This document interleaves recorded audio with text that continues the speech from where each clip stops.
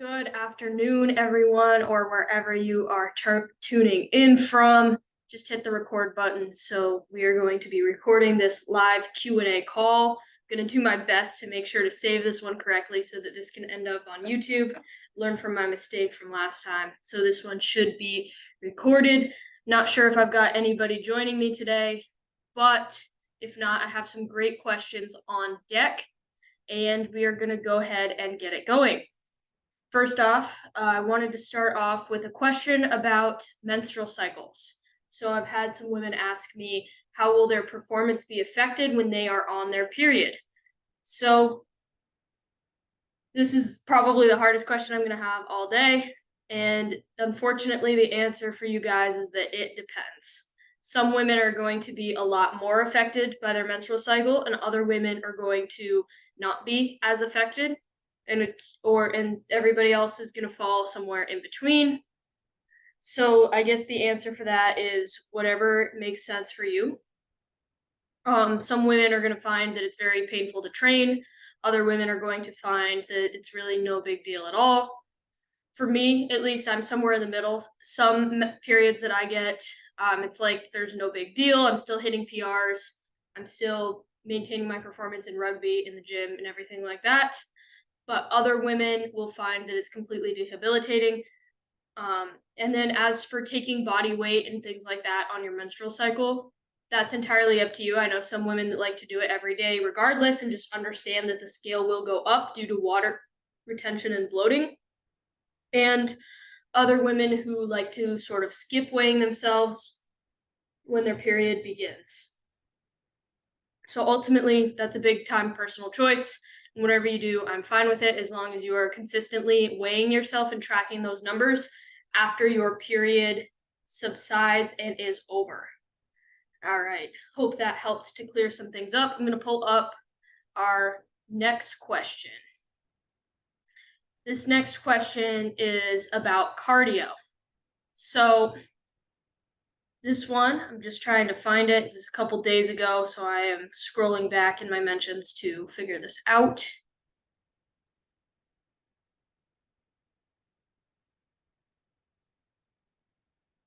Do I need to try and get my heart rate up when walking and treat it like high intensity cardio? This is a great question. So, if you are new to training and your goal is weight loss, the answer to that is no, not really. You don't need to treat it like high intensity. You don't really need to worry too much about your heart rate. All I really want you to focus on at the beginning is getting your 8 to 10,000 steps a day. I like being more closer to that 10,000 range for most people, or even 12,000, and just being consistent day to day with your step goal, no matter where your heart rate really is. And a follow-up question, also on walking. Does it matter if I do a 60-minute walk once a day and sedentary the rest of the day, or is it better to spread it out? So this is a great question. Assuming that you are hitting your step goal, it doesn't really matter too much. And the rest of it's just going to depend on your goals and lifestyle. If it makes more sense for you to take smaller walks throughout the day, and that's when you're able to get it in, then I want you to do that. However, if it makes more sense for you to, I guess, attack all of your walking at once, then that's also okay with me. If you're worried about being somebody that has a sedentary lifestyle, like if you're a desk worker, then I do suggest taking some walks throughout the day, even if they're little 5-minute walks, because this is good to just get some blood flowing throughout your body. This is going to help boost recovery and everything like that. But if you're somebody who is training for endurance or wants to get your endurance better for maybe hiking trips or something like that, then obviously a longer walk would be advantageous. So I hope that that helped out. Now let's go pull up some other questions that I've got. All right. Got another great question here. This one says, are diet sodas harmful? They have 0 calories and I use them as a substitute drink when I'm tired of drinking water or black coffee. Am I hurting my progress by doing this? So this is, again, another great question. There's a lot of controversy out there about diet soda and if it's better than regular soda. So let's just start there. Diet soda is absolutely better for you than regular soda. If you're worried about aspartame or artificial sweeteners, I really wouldn't be. considering that aspartame is also found in nutrient-dense foods like steak and other meat that is, as we know, very good for us. So I wouldn't really worry about the aspartame count. However, where diet soda does get a little bit dicey is that people sometimes use it as a replacement for water. So if you're somebody that's drinking diet soda instead of water, that is not good. Everyone should have some sort of water goal. What I like to shoot for is half your body weight in ounces, or if you are over 200 pounds, shooting for around 100 ounces of water is, as an upper limit, is really a good place to start. So if you're somebody that is only drinking like 20 ounces of water a day and drinking diet soda, then you should cut back on your diet soda until you are consistently hitting your water goal. However, if you're hitting your water goal and you want a little bit of diet soda in there as sort of a break for your palate, then I can support that. Now, how much diet soda should you have? I really don't suggest more than 1 can a day. Ideally, getting that down to an average of less than 1 can a day would probably be most optimal. However, it's a lot better of a choice than regular soda. And if you're somebody that's overly reliant on regular soda, then switching to diet is a fantastic idea to get going. And speaking of water, I should probably have some right now.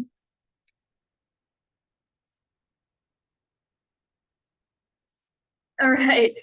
Now, while we're on the topic of water, how do I drink so much water in a day? So something I like to do is I like to use electrolyte packets. I like Element. That's my favorite brand. I particularly like the raspberry, orange, citrus, and grapefruit salts from them. This is just something that encourages me to drink more water because A, it makes my water taste better, and it includes electrolytes that keep my body hydrated so that I'm not just peeing out all the water that I'm drinking. So if you're struggling to drink water, especially because of the taste or flavor, then I would definitely suggest looking into electrolytes or something like that. Let me just go back to this question to make sure I answered all of it. Yeah, so in moderation, diet soda is okay. Now, most ideally, you're not drinking any diet soda until you're hitting your water goal, but if you do need that as a way to sort of get off the regular soda, you can do that for sure. And as for ideally, water is most of what you're drinking. I also drink a lot of black coffee. I don't do a lot of diet soda, but water and black coffee should be mainly what you're drinking. But do keep in mind that black coffee and diet soda can actually dehydrate you. So if you're not careful about drinking enough water, that will ruin your progress. Not ruin, but it will hinder your progress and it won't be as good for your recovery in the gym. Staying hydrated is incredibly important.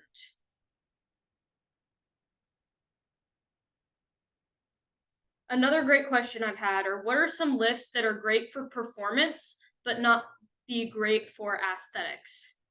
So, a few of my favorites there, the front squat. This is a great lift for performance and improving your core strength, but we all know that there are some better variations when it comes to quad growth. The front squat is great for developing your core, your upper back, your balance, and your quads. However, for strictly for hypertrophy, the best choices for quads would be hack squats, pendulum squats, Smith machine squats, or even high bar back squats. Additionally, another great lift for performance is the bench press. Is it great for aesthetics? If you do it correctly with good form and your elbows not too far out, not some type of ultra wide grip, it can be great for aesthetics.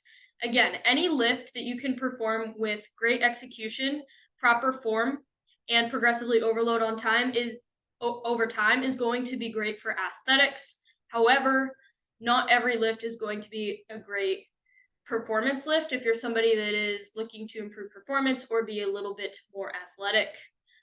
The deadlift, again, this one often gets slept on for aesthetics because there are better hypertrophy variations such as the stiff-legged deadlift and the RDL and variations of deadlifts that include those. Those are also great for aesthetics. Again, provided that you're doing these with proper technique, not bouncing the weight off of the floor, and really focusing on your form. But this is also a great performance lift. Helps you with performance in being able to deadlift more, strengthening the hamstrings, strengthening the lower back and entire posterior chain, and also getting ready to get into that power clean and hang clean position. So overall, the deadlift is a fantastic lift that is often underrated. Let's see. I want to come up with one more that's underrated that people ignore for things that just produce aesthetics.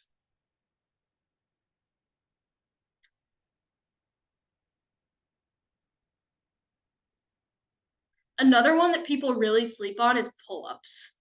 So pull-ups are slept on by the hypertrophy crowd, oftentimes because they are not as stable as variations like lat pull-downs, where you're really locked into the machine by your legs. But pull-ups are also fantastic. These are just a great overall measuring stick to your body composition and your progress within the gym.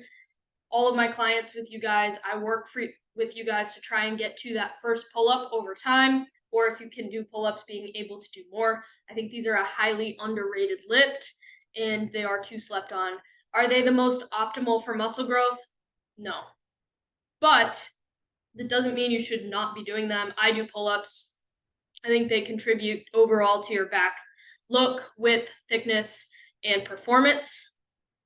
And I just wouldn't see a good reason to not include these in your program, especially if you were able to do them. And it feels pretty awesome to be able to do some pull-ups. It's just overall a great marker of strength. Gonna look for some more questions through here, make sure I'm not missing anything.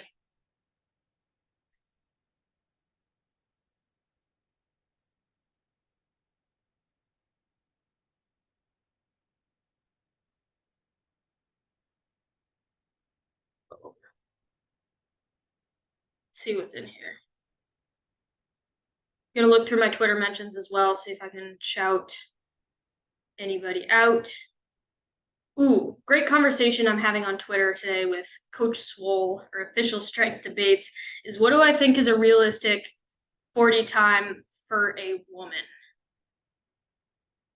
For me, I'm gonna go sub 6 seconds. I think that's probably realistic and a very good time. I know that I've got a couple women in my program right now that are knocking on the door of that. So I think that's probably pretty good, pretty realistic. I don't know because I don't have a way to laser time my 40-yard dash or anybody else's, and a laser time would be the most accurate for that. So I'm not entirely sure on that. All right, let's look for some more questions.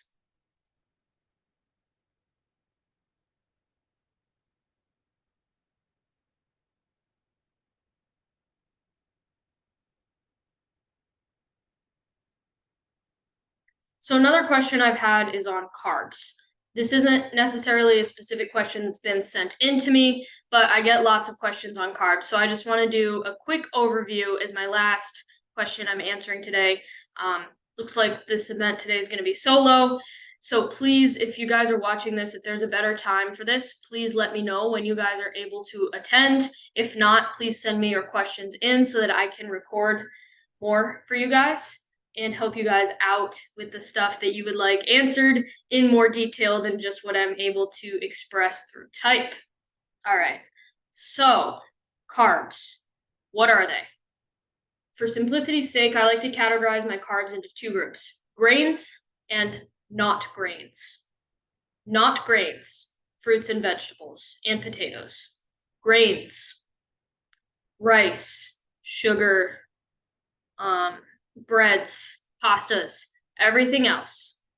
So if you are not diabetic, then carbs can be your friend, especially for fueling workouts. If you are diabetic or obese, you need to have a little bit more nuance when it comes to your carbohydrates. So let's say that you want to build muscle. You should be using carbohydrates as a pre-workout fuel source and having some carbohydrates with your post-workout protein. And this is just the best recipe for overall muscle growth. Now let's get into fat loss a little bit. There are diets like the ketogenic diet, carnivore diet, that obviously work, that cut out carbs entirely. However, that is not a sustainable approach to the long-term success of your diet, because it's just too hard to miss out on functions, events, dinners out, and overall that may become something that is in your way. So let's talk a little bit about carbs. So if you are somebody who is trying to lose weight or manage type 2 diabetes, I would suggest that you limit your grain group carbohydrates to 1 time a day. One serving 1 time a day. So this means that breakfast, you have a piece of toast. Lunch and dinner are going to only have fruit, veggie, and potatoes as carbs. Or that means if you want to have dessert in the evening, you're not going to do any grain carbs at your meals. That is at least what I suggest if you are trying to lose a significant amount of weight. However, if you are close to your goal weight and close to your goal body, I'd include a little bit more carbs to help fuel performance. So it's overall a dichotomy, and managing that is the best way to do this. For each of you guys specifically, I have goals in how we are going to manage that as well. Additionally, with diabetes, there are a couple more considerations like fast glycemic and slow glycemic carbs. If you are a diabetic and know anything about this, you're going to want to opt for the slow glycemic, which just means things like brown rice over white rice, sweet potato over regular potato, and always pairing your carbohydrates with another source of a protein, because the protein is going to help balance that out to avoid blood sugar spikes and insulin spikes as well. So I hope that was a good introduction to carbs. We're going to talk a lot more about them, and they definitely shouldn't be demonized at all, which is why I don't push diets such as keto or carnivore, because I really think they're an important macronutrient, if not first of all for performance and second of all for overall life enjoyment. Trust me, I just had a cinnamon roll last night and it was delicious. So overall, I think they are useful, and when managed correctly, a great addition to a diet, both for performance and for taste. So that is my spiel about carbohydrates for today. If you don't have any questions, or nobody else is coming on, I'm going to go ahead and sign off on this meeting and try and get this uploaded to YouTube, or at least saved somewhere that I can access it. Thank you guys for all the great questions and for listening to this video. I appreciate you guys, and I will see you soon.